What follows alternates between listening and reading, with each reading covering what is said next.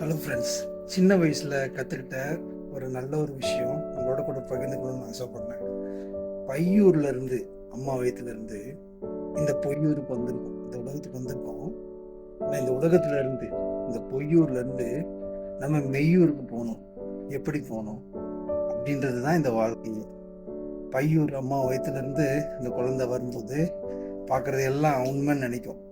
ஆனால் அது கொஞ்சம் கொஞ்சமாக போக போக போக தான் இதெல்லாம் உண்மை இல்லை.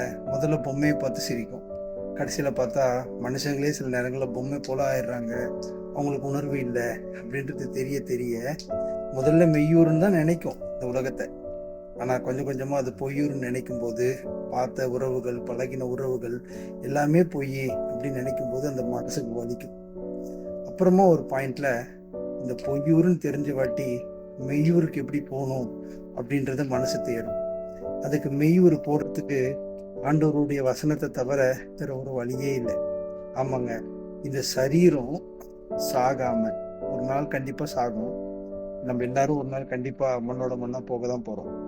இந்த சரீரம் சாகிற நாள் ஒன்று உண்டு. ஆனா அந்த சரீரம் சாகிறதுக்கு முன்னால நம்ம சரீரத்துல நிக்கிற அந்த எண்ணம் சாகணும். நான் யார் தெரியுமா, இன்னைக்கு எவ்வளவு பணம் இருக்கு தெரியுமா, நான் எவ்வளவு படிச்சிருக்கேன் தெரியுமா, இந்த மாதிரி சுயத்துல நிக்கிறது, அந்த சரீரத்துல நிக்கிற அந்த குணம் நம்ம சரீரம் மறையறதுக்குள்ளார சாகணும். அப்பதான் அந்த மெய்யூருக்கு போக முடியும். ஆண்டவரோட வசனம் சொல்லுது, ரோமர் 8:13, இந்த சரீரத்தினால நம்ம செய்யற பாவலாம் பரிசுத்த ஆவியானவருடைய துணையோடு கூட அதை சாக அடிக்காம நம்ம அந்த மெய்யூருக்கு போக முடியாதாம். அதனால நீங்க ஆண்டவருடைய வசனத்தை கேட்டு நீங்க என்னென்னலாம் தவறு செய்றீங்கன்றது யாருக்கும் சொல்ல வேண்டியதில்லை. ஒரு சின்ன நோட்ல எழுதி, இதெல்லாம் விட்டு நான் வெளியில வரேன்னு நினைக்கிறேன் ஆண்டவரே, எனக்கு நீங்க உதவி பாராட்டுங்க அப்படின்னு செஞ்சா இந்த பையூர்ல இருந்து இந்த பொய்யூர்ல வாழ்ற நாம இந்த பொய்யூர்ல இருந்து அந்த மெய்யூருக்கு நிச்சயமா போகும். All the best.